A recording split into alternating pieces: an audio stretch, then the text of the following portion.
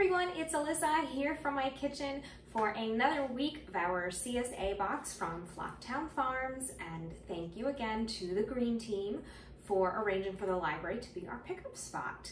So this week, I've already unpacked my box, but what did I get? So aside from, I got double the tomatoes this week, these beautiful cherry tomatoes and these beauties right here. I also got purple potatoes, a watermelon, which is over on my table, and what did I think I got something else. Carrots, and I got another bag of carrots because I've been loving the carrots. So I think everyone's been getting a lot of stuff all over the board. A lot of tomatoes this week, a lot of basil, potatoes, all of that. So I found a couple of recipes and a couple of books to share with you. Currently I have some quinoa on my stove, and you'll see why in just a little bit. Okay, the first cookbook for some recipe ideas for you. This is Charlie Palmer's American Fare. All right, let's see. Okay, this is Charlie's Pesto Flatbread. So you can make your own pesto with all of the basil that you have. So this is, the recipe tells you how to make the dough for your flatbread. And then you use some beautiful fresh tomatoes on top of your flatbread.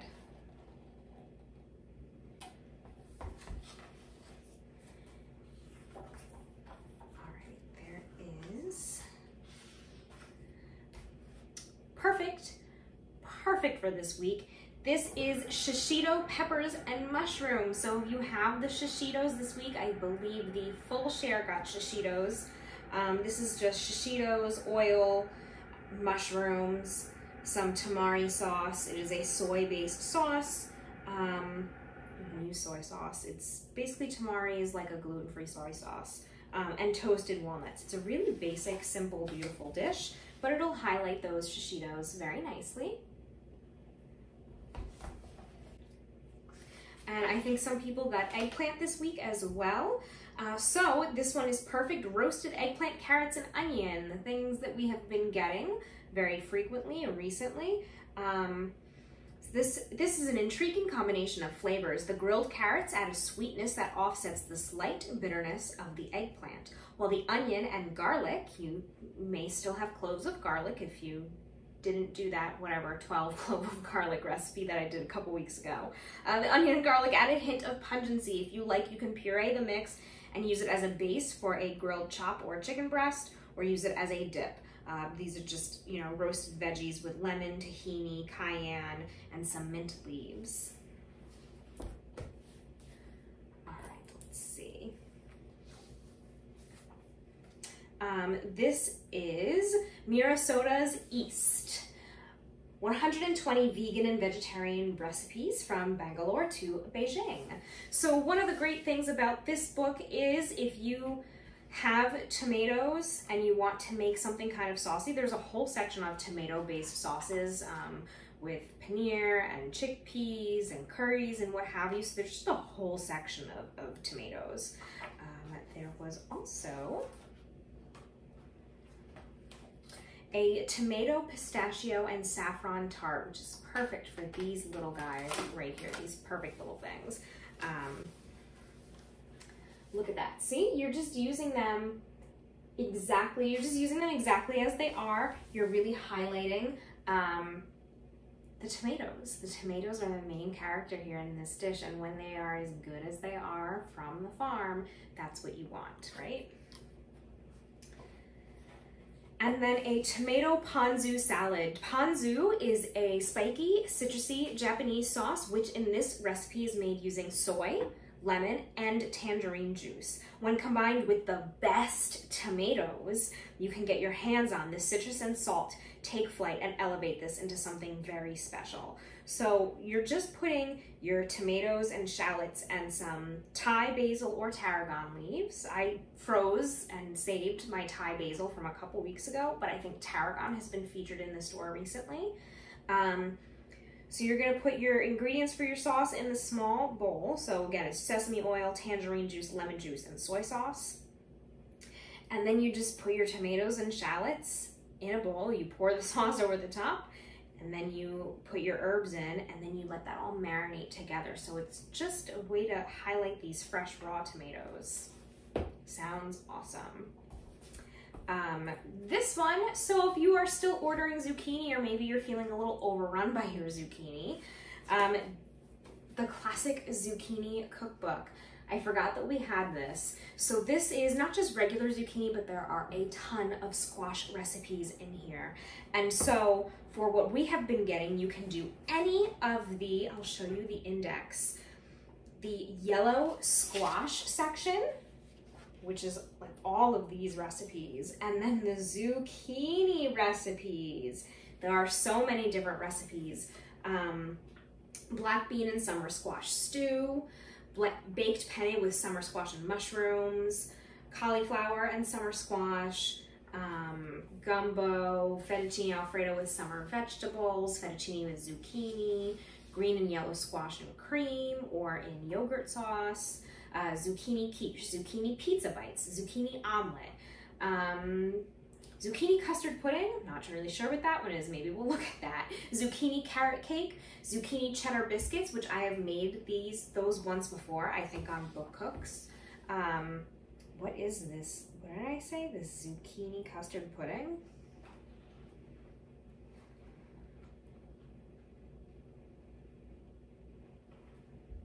Grated zucchini gives this custard a pebbly texture, almost like rice pudding. However, oh, it's a savory pudding, so it's like a baked savory pudding. Almost like kind of casserole with breadcrumbs and oregano, Parmesan cheese, butter, eggs. But yeah, so whether you are getting zucchini from the farm and you love it, but you're feeling overrun or not creative, or you are a gardener and you know that you, I can't remember what day it is, but there is a certain day in the summer, it's National Leave Zucchini on Your Neighbor's Porch Day, and it's just a joke referencing how people who garden and they grow zucchini and summer squash have so much of it right now. So this is the cookbook for you. I'm just going to check on my quinoa quickly. Okay, my quinoa is just about done. The last one that I have is a cookbook that I really like. It is the Half-Baked Harvest Cookbook by Tegan Gerard.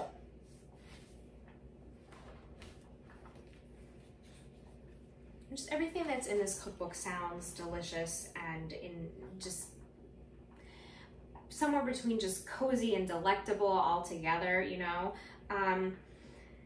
If you got the bunch of basil and you're trying to figure out what you want to do with it, something that's creative, this is a grilled corn and basil salad. Actually, I think corn was available this week too. Somebody got corn. I saw some corn shucking going on in the library today. So this is just a really lovely salad with basil and blueberries and feta and flaked coconut, paprika, jalapeno, just all of these wonderful things. And a delicious salad. This is, I feel like this is a quintessential summer salad. We're gonna do that one, hang on. If you don't know what to do with your blue potatoes, you treat them like potatoes. They're just a more fun color. So I thought something that was fun was the gyros with roasted garlic tzatziki and feta fries. So you just make fries, your potato fries, but you season them with olive oil, garlic, oregano, cayenne, salt, and pepper. Bake with your chicken for your gyros in the oven, and then you toss them right when they come out of the oven. You toss them with this garlic olive oil mixture and feta, and it all, you know, the flavors all come together and it sticks and it's just lovely. What I'm going to be cooking with my quinoa is this Caprese quinoa bake. So Tegan says, don't get me wrong, I could probably live off of pasta bakes, but when I'm feeling the need for a slightly lighter but still completely filling meal, I always turn to quinoa. This is such a great alternative to what could be a heavy meal with pasta. It's also a great option for gluten-free eaters. Plus, you really can't beat the flavors. I mean, a baked emelte caprese, done and done. And so it just utilizes quinoa, a tomato basil pasta sauce. Don't tell anybody in my family that I'm using a jarred sauce. milk, some pesto. Again, you can make it yourself if you got basil, a bunch of basil in your box this week. Shredded mozzarella, cherry tomatoes, salt, pepper, these big beautiful tomatoes, and you can top it with some fresh basil leaves and pesto. So I'm going to let my quinoa finish. It's just about done. Let my quinoa finish cooking till the liquid is gone, and I'm going to preheat my oven. Again, it's not that bad out today because it's been raining, but it is still a little warm in here, and this cooking on the stove is as much warm as I want it to get in here. So I'm going to use my air fryer toaster oven, which doesn't heat up the kitchen as much. So I'm going to preheat that, make sure my quinoa is done, and we'll come back and I'll show you how we prep this all together, this nice little kind of casserole-y bake, but lighter because it's got quinoa in it. All right, so I'll be back in just a moment. Okay, so in an effort to not make any more mess for myself, I'm doing this all in one dish. I'm doing a small serving for just myself, but you are supposed to do, put this in a bowl and mix it in a bowl and then transfer it to your baking dish. I'm just gonna mix it all up in the baking dish because I have already worked all day today and I have already meal prepped for the whole week, so I'm making this easy for myself. That's the way I do it in my kitchen. So I'm going to add my quinoa to my dish, which I have lightly oiled. You can use olive oil or avocado oil, something that doesn't have too much of a flavor. Although I guess it says extra virgin olive oil because I guess that does complement nicely your tomatoes, but I just did a neutral oil. I did avocado oil. So I'm going to spoon in some quinoa here, and then this is kind of like the quinoa. Cooking the quinoa is the thing that takes the longest in this recipe. And basically you just put everything together in your pan and then you bake it. It's so easy. So let me go grab some quinoa. Okay, there it is. In your bowl, combine your quinoa with your pasta sauce, milk, pesto, half of the allotted mozzarella cheese, half of your cherry tomatoes, season salt and pepper, mix. So let's grab the pasta sauce. This is a tomato basil sauce. Add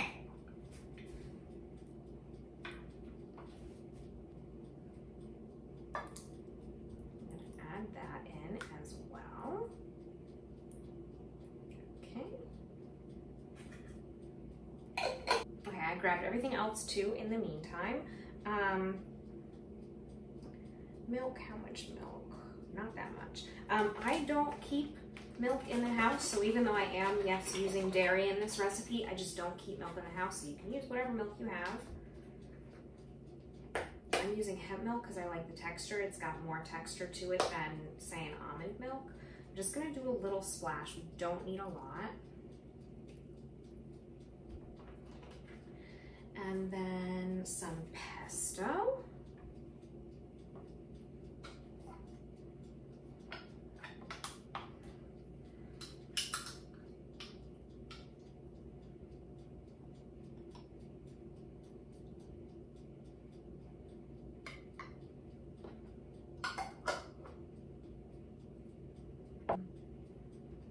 Cherry tomatoes, we're gonna cut them in half. I have already washed my tomatoes.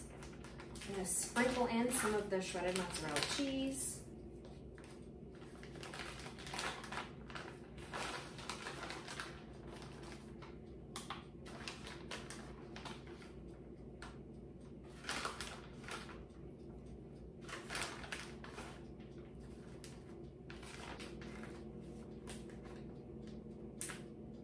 So some of it gets mixed in and then some of it will be on top.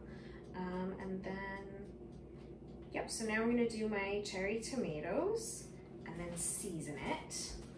I'm just gonna cut these in half. Okay, slice this in half. These will all get mixed in together.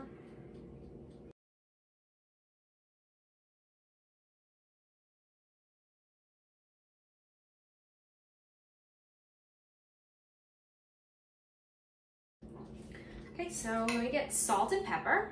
Don't worry, your pesto already has a lot of other seasoning in it. So it has some garlic, it has some salt, it's got some other cheese to it. So You know, and everything here is cooked, so you can taste as you go. You know, I like to say, make sure you season and taste your food. All right, so I'm gonna mix this all together so that my ingredients are well distributed, and really mix that pesto in here too, and the cheese throughout, the tomatoes throughout, and the sauce.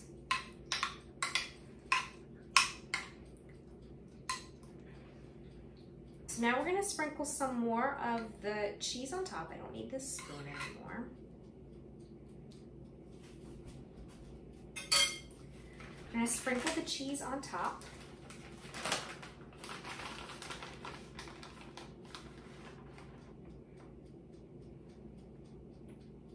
Just enough to kind of cover here. It doesn't need to be so much. It doesn't need to be wildly thick or anything.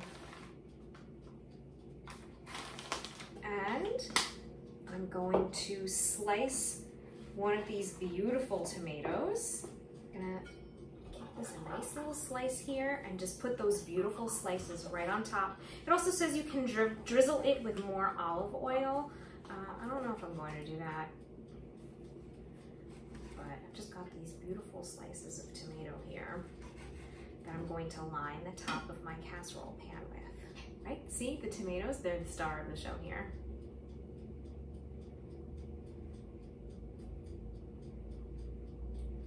All right. I got room for 3 in mine, so I'll eat the rest of this. And then I'm gonna fill in the rest here with more of my cherry tomatoes. Okay, look, so I'm cutting them in half, and I'm just putting them right in there. Perfect little size to fill in any little gaps that I have. Add some extra flavor.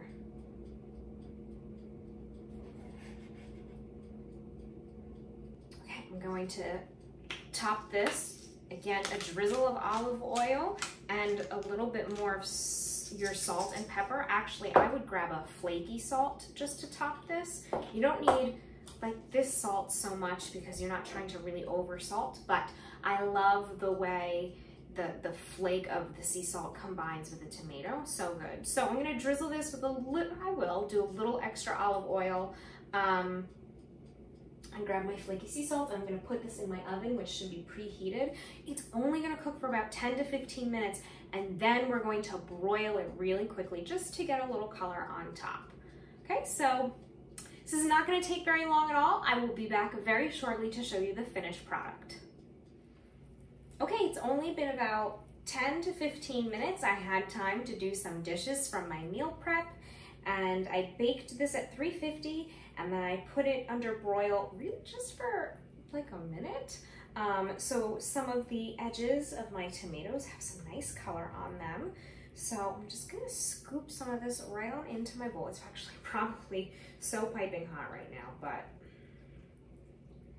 that's okay. Scoop some of this into my bowl.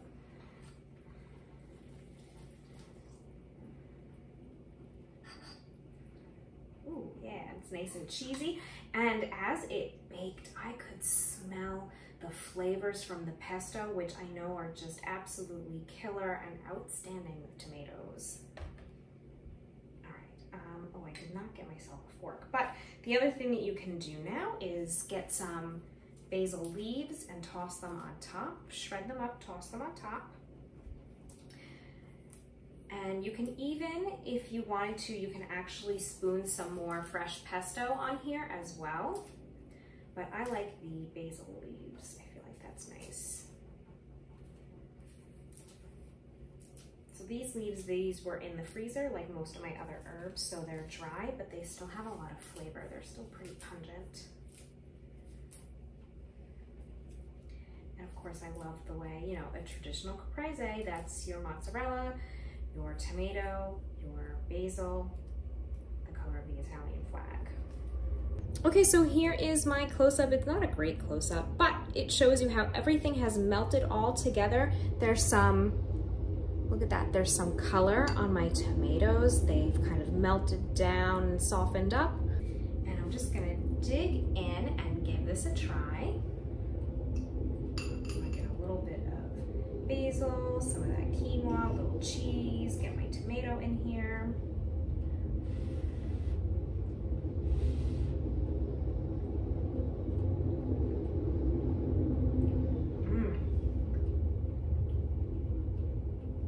This is so good. This is amazing.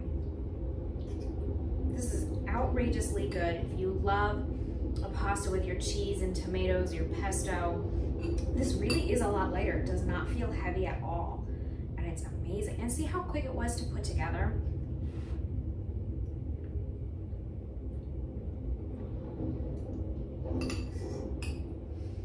This is great if you are like my family and maybe after you make your Sunday sauce, you have a lot left over and you don't know what to do with it. You can make one of these. If you have some jarred sauce or a jarred sauce that you know you really like, you can make this really easily. Quinoa, especially if you have leftover quinoa, you can just make a little bowl for yourself. But it's so good with these fresh, beautiful tomatoes. And I love the flaky salt that I put on top. It's just a pop of brightness and it enhances the flavor of the tomato.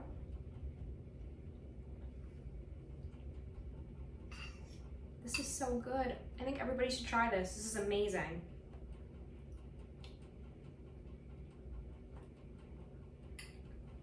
All right, well, I'm gonna go enjoy my dinner, really enjoy it, box this up for my meal prep for the rest of the week.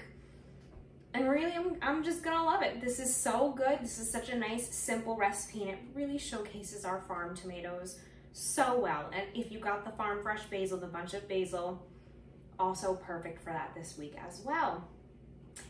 And that's it for me for this week. Like I said, I'm gonna go finish eating my dinner and I'm gonna enjoy. I hope you all do as well. Bye.